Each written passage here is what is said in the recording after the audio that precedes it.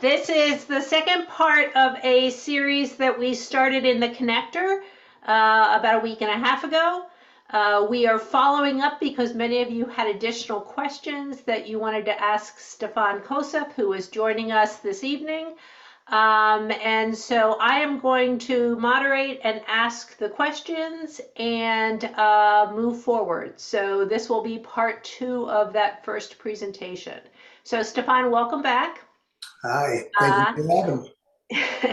do you want to just take a minute for somebody who might not be familiar with your story, just to take 60 seconds and give a little bit of background about Yeah, yourself? kind of catch up. So I'm a son of immigrants. My family came to New York City when my mother was 11 years old, et cetera, et cetera. They all changed careers, found new careers, were able to find success in various ways. I had the benefit of growing up watching this, various different professions, very different skill levels, things like that. But all in all, what I saw was that people that really weren't willing to accept failure. I mean, they experienced failure, but they weren't willing to stay there. And what I learned from that enabled me to have certain benefits going forward to say, okay, well, how can I apply this in my own life? I've been able to work for myself for the past 26 years. And as an entrepreneur, my business has changed quite a bit in 26 years. It's become something different. It's morphed into whatever the market needed it to become. And in doing that, we've had different degrees of success. Some things that were not always successful, but here we are. So. Okay, so can you take that experience?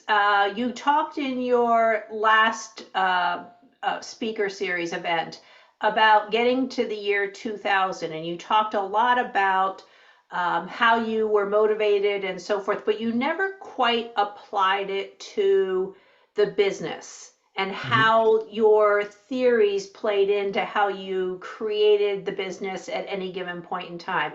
Is there a way, and I know I'm kind of putting you on the spot here, but is there a way that you can synthesize your uh, um, uh, perspective Mhm. on life and how you've gotten to where you are to your business experience? Of course. So in getting to the year 2000, there were a lot of things that went in there. I was quite young, I was quite inexperienced, and I knew that I knew that I was capable of working really hard, but there was a lot of stuff I didn't know. And as just about everybody who's going into, whether they're going into their own business or whether somebody else's business, whether they're going into the entrepreneurial track or whether they're going into a traditional career role, um, what you find is that it all comes down, how do I differentiate myself from someone else that is already doing this or doing something similar to this, or someone that could just jump in and also do this. And what I found was that I had a lot of hurdles, like anybody new coming into the business, just as anyone in any one of your classes is going to experience all kinds of hurdles. But what you got to continue doing is that for every, you get knocked down, you get back up, get knocked down, get back up. But first and foremost, you have to have something to offer. Okay. Would you buy what you're asking other people to buy? So what you're selling's got to be a product. Okay. Whether you're selling it to a boss or whether you're selling it to a customer, I always felt going in that I need to make sure that whether I was working for a direct boss or whether I was selling my product to a customer, that I needed to make sure that I was at least meeting or exceeding expectations of whatever it is I was promising. So I needed to bring to the table something that was going to please them because I understood one thing. And here's what I understood then, but I really understand it even better now, a quarter century later. And I think that anybody that's going to be successful in business has to understand this. The hardest thing you can do in business is make the phone ring. So you can be great at what you do, you can have great equipment, you can have a great storefront, you can have great employees, but if the phone doesn't ring, it doesn't generate sales. It doesn't generate sales for you or your boss or whoever it is doing it for. So I understood that when I had the opportunity to do work, I needed to make sure that the work I was doing was something I would be proud of and something that I felt that was going to get me the next phone call and the next customer. And I understood that while I might not be seeing the results today, I knew that if I did this long enough, if I did this well enough, that it would generate and come back to me. And that in the long run, and hopefully it's not too long a run, in the long run, I would be able to reap the benefits of having better customers, better referrals. And if you're not necessarily working for yourself, let's say you're just, you're working at a company. Let's say you're working at Amazon. Let's say you're working at, General Electric, wherever you're working.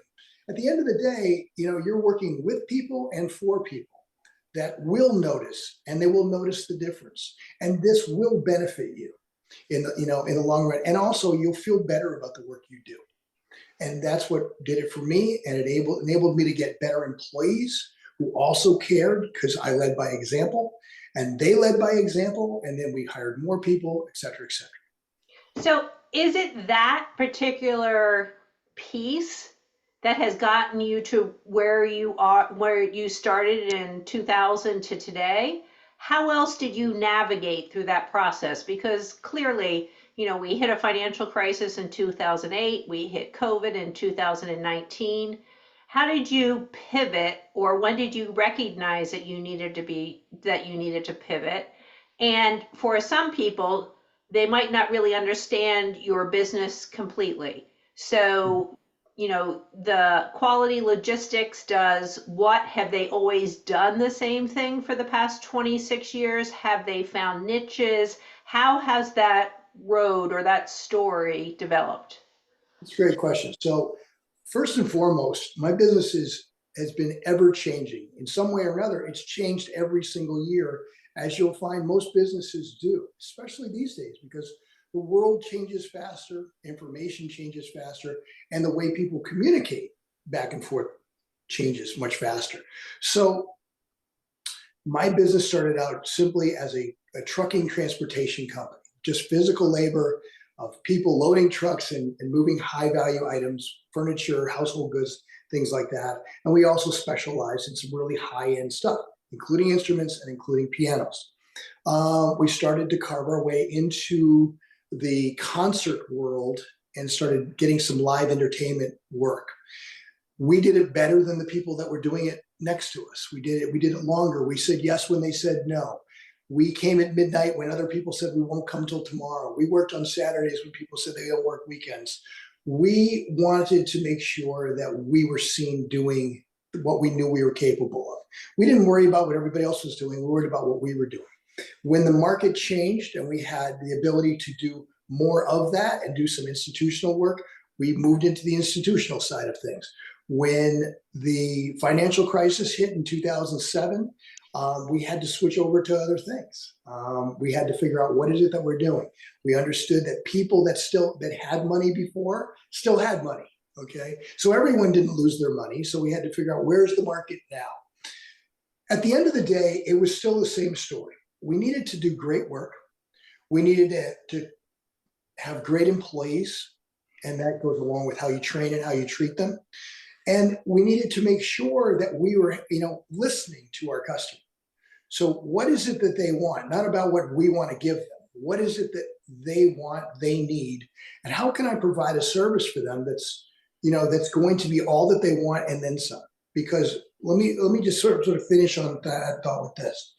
People always say, well, geez, what do you do? What do you do for your boss? Or what do you do for your customer? Well, your boss is your customer, and your customer is your boss, regardless of how you do it. And so here's the bottom line. My job is not, if I'm doing some high-end work, if I'm moving pianos, for example, for somebody at an organization, my job isn't really just to move pianos. My job is to make it so he doesn't or she doesn't have to think about pianos. So I'm removing that portion from them. So when you work for your boss, wherever your boss is, what you're doing is you're relieving that person of having to worry about that. And so when you do a really good job and you take care of that, what you're doing is you're freeing your boss up to work on other things, and they develop confidence in you. Same thing's true with a customer. Customer hires me to make pianos go away, or to make worries about amplifiers go away, or lights go away, whatever it may be. You have to become, for your customer, who, whether it's, again, whether or not you're an entrepreneur, whether or not you're on a traditional career path, you need to become something that if they had to send one text, if they had to send one email or leave one voicemail and get on a flight for the next 8 hours, they would have no worries about whether or not it's going to get done when they're on that flight. And that's what that's what I wanted to be back in 2000. And that's what I still am today. It's just a slightly different pivot every time the market changes. So I know a little bit about your story, and I know Drew has his hand up, but I'll let him jump in just a minute here. Where did that with Steinway? Where did that get you? Because when you first started, you were only moving the occasional piano for Steinway. Over time, is it this thinking that strengthened that relationship? Yes, it was, because there were a lot of people that were capable of moving pianos, moving instruments, and granted that they're sort of the Rolls Royce of pianos, and these things are hundreds of thousands of dollars, and the customers are very picky. But at the end of the day, there were a lot of people doing it, and I knew I could do it.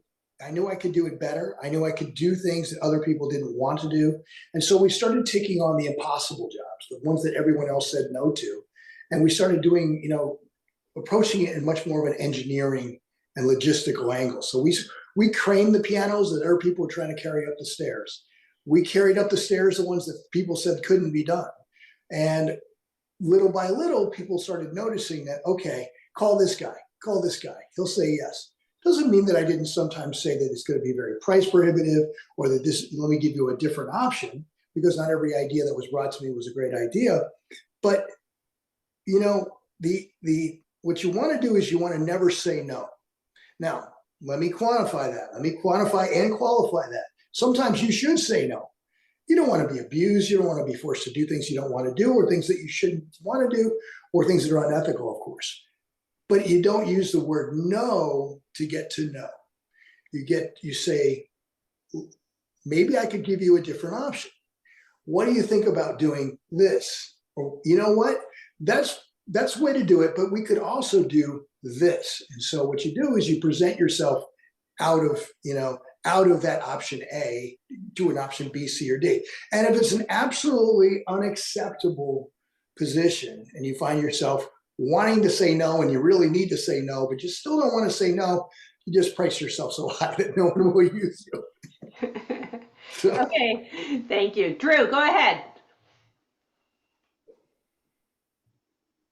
So, so after the business plan assignment for Business 107, there's been a lot of people wanting to start businesses, but the hardest part is getting started. So you said you've been in business for 25 years? 26, it'll be 26. 26.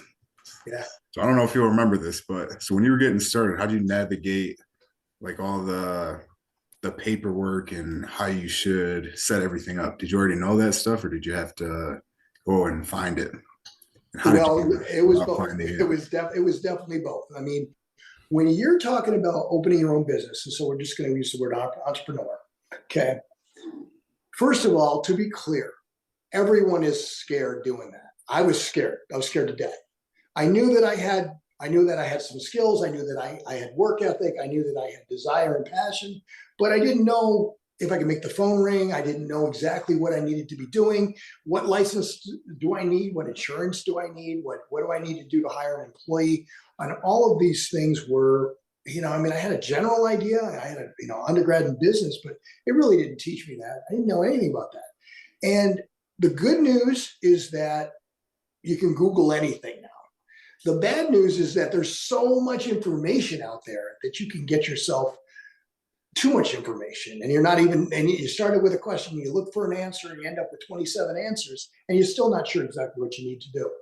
So you can assume a couple things, that any business that you're looking to open is going to require some type of regulation.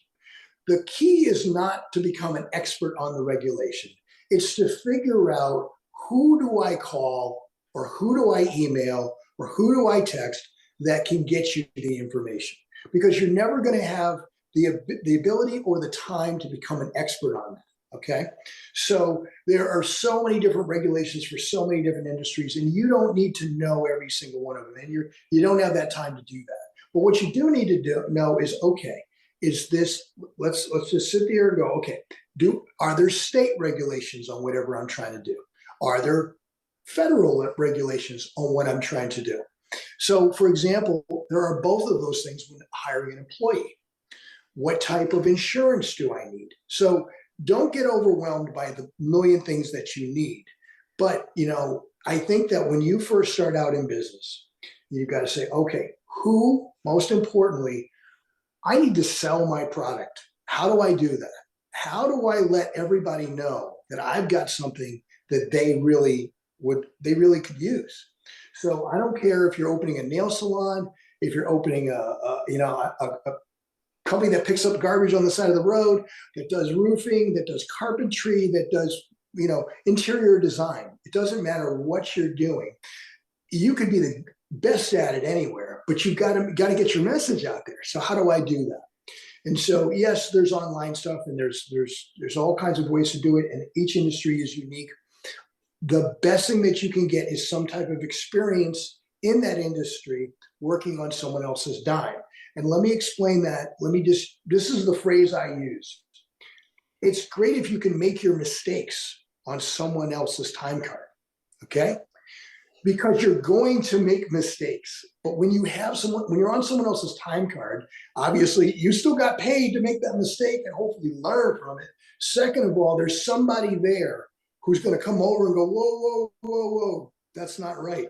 Let me show you what right is. And then you just, when you open your own, you just got that lesson not only better than free, you got it for free and you got paid for it. So it's better.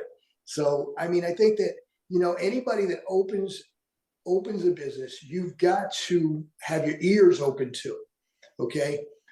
Take your advice where you can get it. Figure out who actually knows what they're doing, and why is it that you think that person knows what they're doing versus someone else. Learn from them. So how do you find those people, and how do you know if they know what they're talking about or not? Well, yeah, well, that's a little bit of a roll of the dice. Hopefully, you know a little bit about whatever industry you're trying to do. As I said before, you open a nail salon or a roofing company. Well, hopefully you're opening a roofing company because you worked for a roofer and you're like, hey, I could do this myself. Or if hopefully if you're going to open a nail salon, hopefully you've done a couple nails here and there, and you have a pretty good idea of what a good job looks like. And from there, you can say, okay, well, I need a shop that's similar to this shop over here, run by this person over here. What are they doing in there? Now, look, there's no MasterCard here that's going to tell you exactly who knows what better than who knows what. But I think what you need to do is eliminate the people that you truly don't know. Okay. Sometimes it's not always, I'm going to use an example. So sometimes when people are single people are looking to date someone, sometimes you don't figure out exactly what you want to date, but you figure out what you don't want to date. So, right? So when you're going out there, you say, okay, I'm not sure what I'm looking for, but I know it's not that. Okay. So when you're going out there to do business, okay, you're going to have a million things going through your mind. You're going, geez, I could do this and I could do this. I could sell that and I could talk to this person and I could be open 19 hours a day and I could, listen, we're not going to do all these things. We're going to have to figure out which things we can do and what makes the most sense. And then we're going to continue to be flexible and contour it. And so with that said, look around, do the best you can, do your research as best you can, because you can't just go out there and force anybody to buy your product. But I think that if you have a little bit of experience working for someone else and you have an idea of what's good, but more importantly, what's not good, and don't do that. Okay. So I hopefully, there's a lot of people in my industry that are not great. And I got to see a lot of that. And I learned from that too, saying, okay, I'm not going to do that. I need to do less of that and more of that. And so I think that's, there's a lot of trial and error when you're going out on your own, and there's no magic trick. Okay. But I think if you feel passionate about what you're doing, and let me tell you, anybody can say, I feel passionate about what you're doing. If you're going home and you're trying to open your business and and it's 2 o'clock in the morning and you're staring at the ceiling thinking about, man, I can see my name on the side of my van with my roofing gun in hand, climbing that roof doing it. If you're doing that, that's actually what passion is. It's not telling your friends it's passion. Okay. Anybody can do that. But when you're saying, listen, I was built for doing this. I can't wait to get started. As a matter of fact, I can't even sleep right now because I wish I could start right now. I know it's 3 a.m. That's what it feels like. So you've provided a lot of advice here and regarding starting a business. Anything else you would add to that? Well, let me just say this, okay? When you're starting your own business, we talked quite a bit about GPSing yourself, okay? But really what all that comes down to, and let me just review that for anybody who wasn't there or wasn't listening or didn't quite make sense. GPSing yourself just says, what's the first thing you got to do when you're road mapping? The first thing you got to do when you're road mapping yourself is figure out where you're starting from. Because whether it's your phone telling you how to get to point B, or whether it's you trying to figure out what success looks like at point B, you still have to be honest with yourself about where you are now. Okay? So with that said, understand that you're going to have, you have your work cut out for you. But instead of going, oh man, I've got all this work and it's going to be hard, it's going to be this. Okay, look, you don't want it to be easy. You don't want to look back and go, oh my God, it was so easy. Because no one ever found that. That's just not accurate. Easy is a threat to your success. And I mean that. Think about that. Easy is a threat to you being successful. Weaponize your own failure. Okay? Don't be okay with failure. Okay? Don't be okay with your own failure. Learn from it, weaponize it, and do better from it. I'm not saying hurt anybody else with it. I'm saying use it. Use that energy to springboard off of that. Say, you know what? I'm going to have an opportunity to do more, to do better, to do it again. And this is what I learned, and I can't wait to get back at it. I'm sorry that yesterday didn't go the way I wanted it, but now I learned from that, and now I know how to do it different. And use that energy. Okay, great. Thank you. Okay, so a question came out of the last session. A student was asking if you could go a little bit further into your explanation on parameters of date and attrition. Sure. I assume that we're talking about setting goals. This Correct. is what I assume we're talking about. Yeah. Okay. So thank you for setting that correctly. So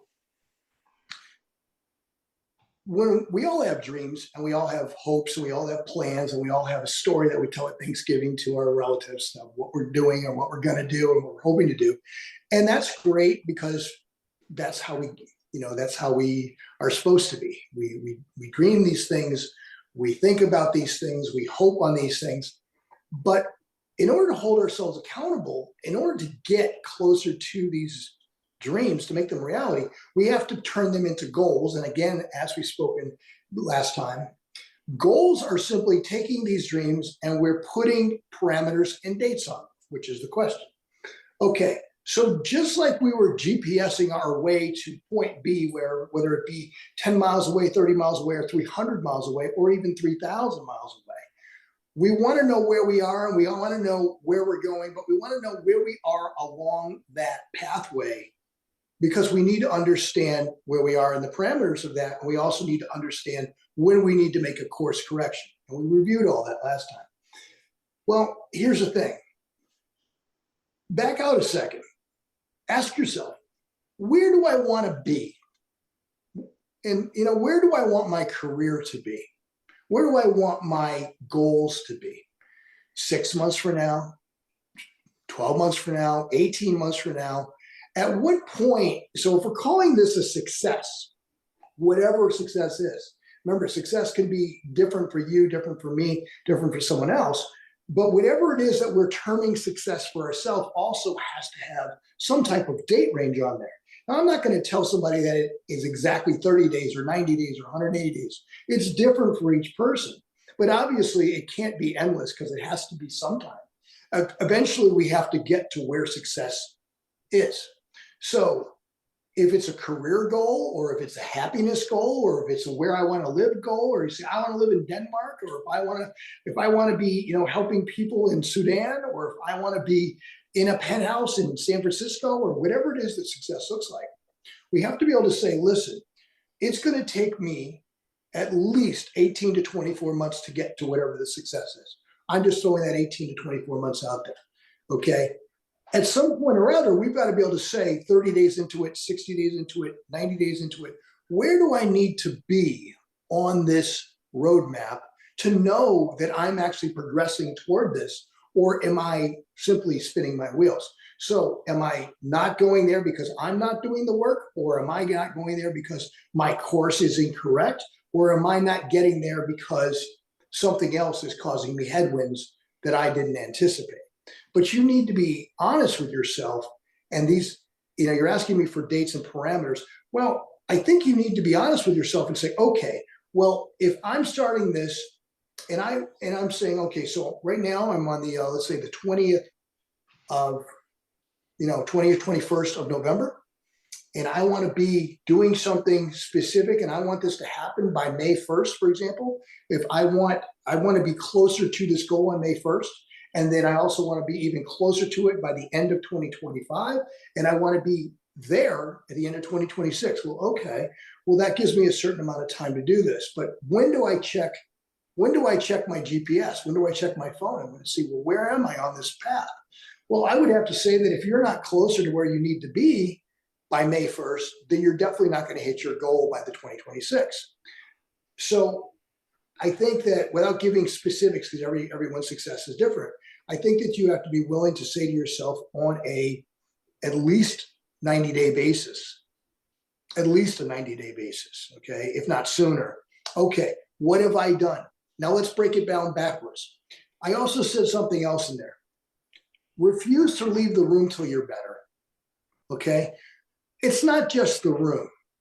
If you're on your goal path, okay, if you're on this pathway, then I got to have 1% better a day. I got to have 7% better after 7 days. I got to have 30% better. I got to have something to measure by, okay? And if you're not getting 1% better, and you're not getting 2% better and 5% better, then you're not going to be any percent better 30 days from now, 90 days from now, 180 days from now. So you have to hold yourself accountable. Where do you want to be?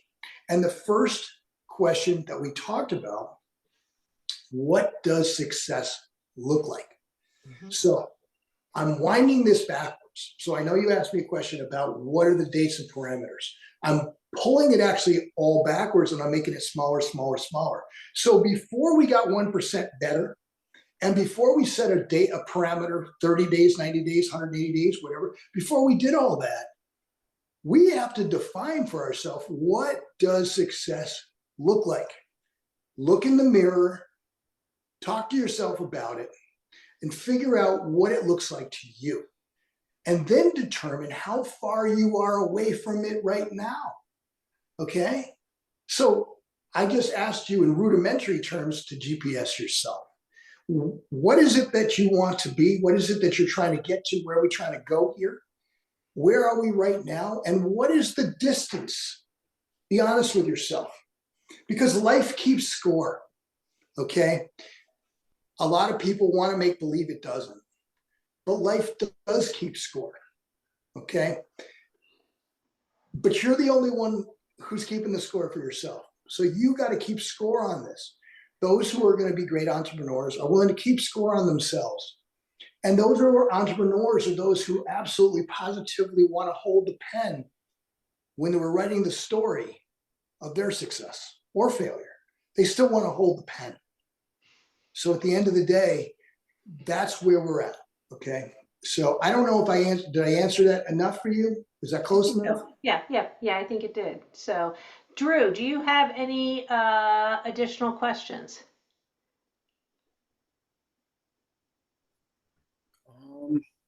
I don't have any additional questions, but okay.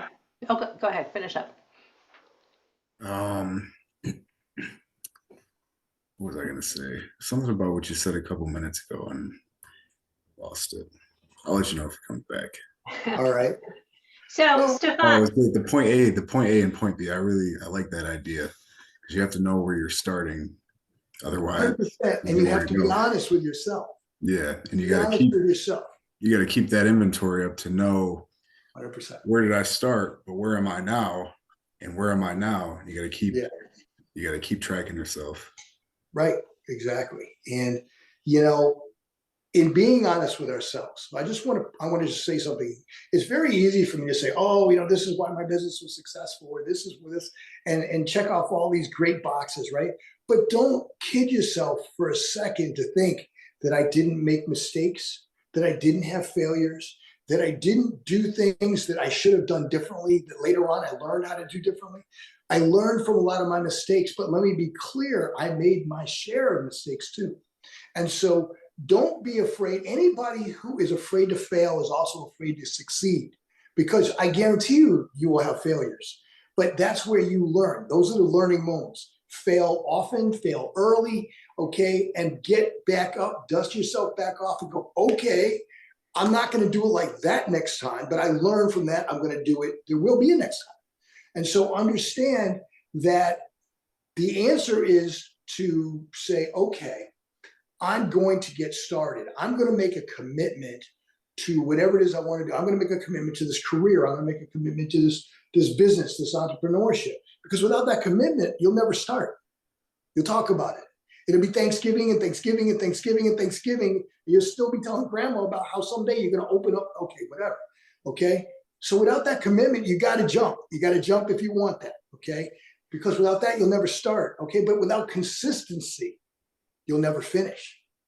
Okay. So if you don't have those two things, you can have all the talk in the world. It's not going to matter.